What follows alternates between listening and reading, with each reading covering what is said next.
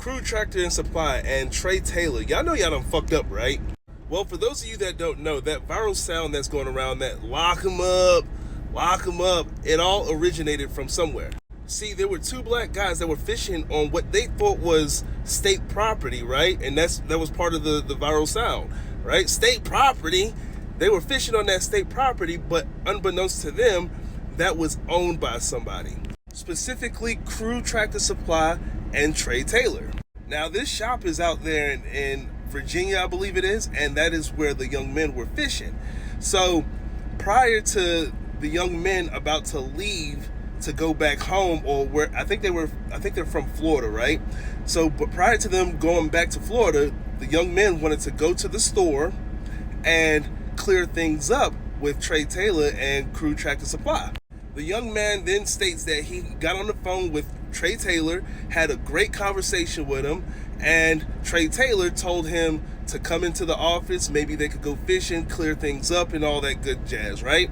Well, once the young man gets to the store, he's like, hey, can we go down to the pond, make a video and all that stuff? Trey Taylor tells him, hold on, I got a customer that I have to attend to, or whatever, that's coming in. And he said, all right, well, I'll just sit around and just chill and wait for you to, so we could get this all squashed out, make a video, and I could dip. Well, who really came in was the other owner. I'm guessing Crew, or what, I don't know the other guy's name, but he was the other owner. And this guy, Trey Taylor, says that he doesn't want to press charges. The other guy, I guess, 50-50 owner, I don't know how much of a share they have in that pond or whatever. The other guy wants to press charges. So the young black man felt like he was set up to come there so that Trey Taylor could, get the other guy to press charges on him. So pretty much the young black man went back inside of his car. He was like, man, I ain't even dealing with this. I came here to squash things. I came here to, reason with you and apologize for, accidentally going onto your property and fishing on your property. Well, this guy, Trey Taylor, is like, yo, everything between us is squashed, correct? He was like, man, you set me up. Nah, I don't feel like anything is squashed.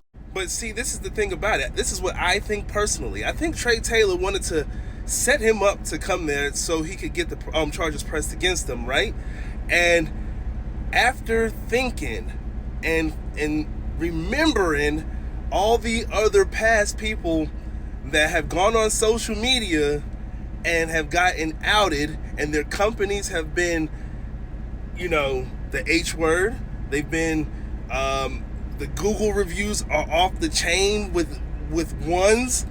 He had a thought in his mind and was like, yo, can things between us be squashed so it won't have a direct reflection on our company? You see, he really didn't even want to squash anything with the young man.